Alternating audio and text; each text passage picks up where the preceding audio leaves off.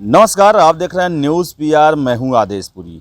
देश में कोरोना के मामले इतने तेज़ी में बढ़े हैं जिसकी कामना किसी ने नहीं की थी, और यही कारण है कि हमारी पूरी स्वास्थ्य व्यवस्था जो है वो चरमरा गई, क्योंकि एकाएक इतने ज़्यादा मरीज हो गए जितना के लिए हमारे देश ने, हमारी स्वास्थ्य व्यवस्था जो विभाग ने इतनी तैयारियां नहीं की थी। और सबसे ज़्यादा जो मौतें हो रही है उसका जो कारण बताया जा रहा है वो बदइंतजामी है। यानी कि जो मरीज़ हैं उन्हें बेड नहीं मिल पा रहा है, समय से ऑक्सीजन नहीं मिल पा रहा है, या फिर जो दवाएं हैं, जो जीवन रक्षक दवाएं इस समय साबित हो रही हैं, उनका कालाबाजारी हो रहा है। और एक लेख है दैनिक जागरण में जो कि काफ़ी सुकून भरा है, जो कि आपको हमको काफ़ी सुकून दे सकता है, इसलिए मैंने इस लेख को लिया है, जिसमें दिया हुआ है कि जितनी तेज़ी से फैला है उतनी तेज़ी से घटेगा कोरोना। और इसमें एक बहुत ही अहम बात दी गई है कि बहुत ज़्यादा संक्रमण के बावजूद दूसरे चरण में मृत्यु दर पहले के मुकाबले कम है। जो मोर्टेलिटी रेट है, मृत्यु दर है, वो पिछले साल जो आया था मार्च से लेकर जुलाई अगस्त तक जो फेज़ था उसके मुकाबले मृत्यु दर कम है। लेकिन मैंने पहले भी कहा कि जो मरीज़ की मौत हो रही है उसका सबसे बड़ा कारण बदइंतजामी है। दवाएं नहीं मिल पा रही हैं, ऑक्सीजन नहीं मिल पा रहा है, और हॉस्पिटल में उन्हें बेड नहीं मिल पा रहा है ताकि उनका प्रॉपर इलाज किया जा सके। आपने और हमने कितने ऐसे वीडियो देखे, खबरें पढ़ी कि हॉस्पिटल के बाहर तड़प तड़प के मर गए, बहुत सारे लोग ऑक्सीजन के कारण मर गए, बहुत सारे लोग जो महाराष्ट्र में जो हैं वो हॉस्पिटल में आग लगने या ऑक्सीजन सप्लाई नहीं होने के कारण मर गए। तो ये बदइंतजामी के चलते ज़्यादा लोग मर रहे हैं, लेकिन मृत्यु दर जो है इस फेज में कम है। हालांकि संक्रमण का जो रफ्तार है वो बहुत ज़्यादा तेज़ है।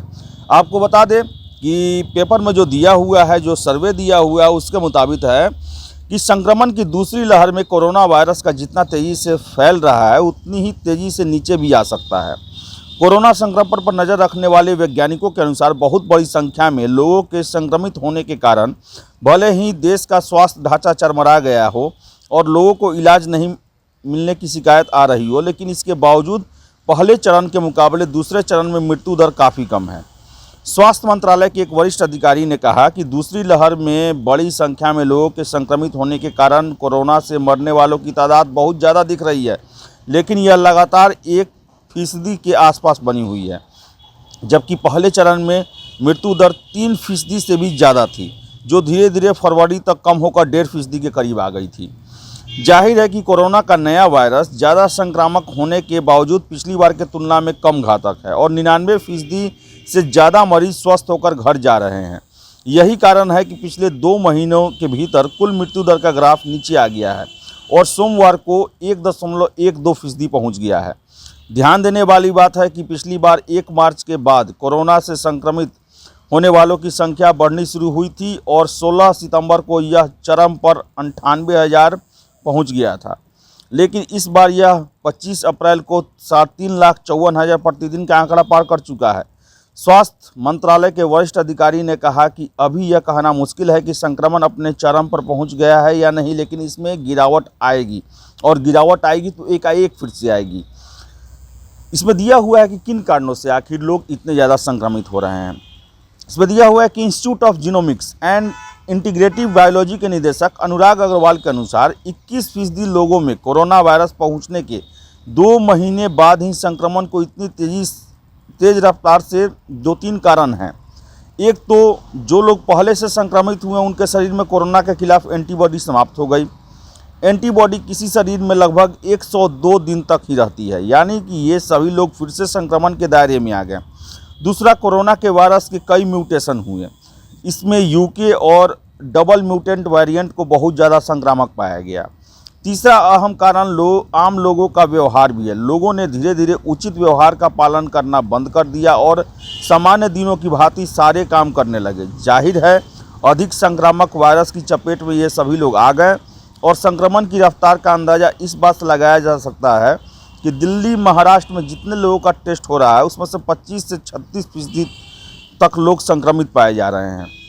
तो आप देख सकते हैं कि जो संक्रमण की रफ्तार है वो काफ़ी तेज़ है, हालांकि मृत्यु दर कम है, और लोग जो हैं एकाएक इतने अधिक मात्रा में संक्रमित हो गए, बीमार हो गए कि हॉस्पिटल भी जवाब देना शुरू कर दिए हैं। हॉस्पिटल में बेडों की कमी हो गई, ऑक्सीजन की सब जो ज़रूरत है उतना हम एकाएक नहीं बढ़ा पाए, जिसके कारण ऑक्सीजन की किल्लत में बहुत लोग मारे गए। और सबसे बड़ा कारण रहा है इस दौरान कालाबाजारी। मानवता पर इतना बड़ा महामारी अभी छाया हुआ है, इस समय ज़रूरत है कि आप अपने संसाधन को भी, निजी संसाधन को भी मानवीय हित में लगाएं। लेकिन ऐसे बुरे समय को भी कितने लोग मौका की तरह देख रहे हैं और धन अर्जन का समय देख रहे हैं, लेकिन उन्हें ये ज्ञात नहीं है कि ये महामारी है, ये बीमारी है जो कि किसी को भी चपेट में ले सकती है। तो सबसे पहले हमारा ये फ़र्ज़ बनता है कि हम मानवता को बचाएं, लोगों को बचाएं, क्योंकि जब तक लोग नहीं रहेंगे तब तक ये धन अर्जन का कोई फ़ायदा नहीं है। और महामारी में धन अर्जन करना जो है ये सर्वथा अनुचित है, शास्त्रों में भी अनुचित है, मानवीय नैतिकता के आधार पर भी अनुचित है। और ये क्या बोलें हम कि ये जो है बहुत ही गलत कार्य है। जैसे हम खबरें पढ़ते हैं हॉस्पिटल में कैसे कैसे व्यवहार किए जा रहे हैं, प्राइवेट जो कंपाउंडर हैं वो घर पर जाने के लिए जो इंजेक्शन देना है, जो ऑक्सीजन का ये बदलना है, उसके लिए पैसा इतना ज़्यादा मांग रहे हैं। तो ये सारे चीज़ जो है एम्बुलेंस वाले उनका मनमानी चल रहा है। तो ये मानवता पर त्रासदी है। इस समय हमें आगे बढ़कर सहायता करने की ज़रूरत है कि धन अर्जन तो हम कभी भी कर सकते हैं, लेकिन ये सोचना चाहिए कि अगर ये बीमारी जल्द से जल्द ख़त्म नहीं होगी तो इसकी चपेट में हम आप सभी आ सकते हैं। जान है तो जहान है, पैसे बाद में भी कमाए जा सकते हैं, जान रहेगा तभी हम पैसों का भी यूटिलाइजेशन कर सकते हैं। तो ये सबसे बड़ा कारण बना है कालाबाजारी और पैसे कमाने का होड़ जो है, ये सबसे बड़ा कारण बना है बद इंतजामी का। और लोग जो हैं अपने दायित्वों से दूर हट रहे हैं, जिसके कारण मरीजों की स्थिति जो है वो लगातार ख़राब होती जा रही है और वो तड़प तड़प के मर जा रहे हैं। तो संक्रमण जो है वो तेज़ है, लेकिन मृत्यु दर 1% के आसपास ही है, जबकि पिछली बार 3% तक मृत्यु दर थी। तो ये एक सकारात्मक बातें हैं। और ये भी वैज्ञानिकों का कहना है कि जितनी तेज़ी से ये फैला है उतनी ही तेज़ी से घटेगा भी। आशा करते हैं कि उनका ये अनुमान जो है पूरी तरह सही हो, और सही होना भी चाहिए, क्योंकि पूरा देश डरा हुआ है, पूरा दुनिया जो है भारत को लेकर चिंतित है। तो फिलहाल इस वीडियो में इतना ही। वीडियो अच्छा लगे तो लाइक शेयर कर दें। धन्यवाद।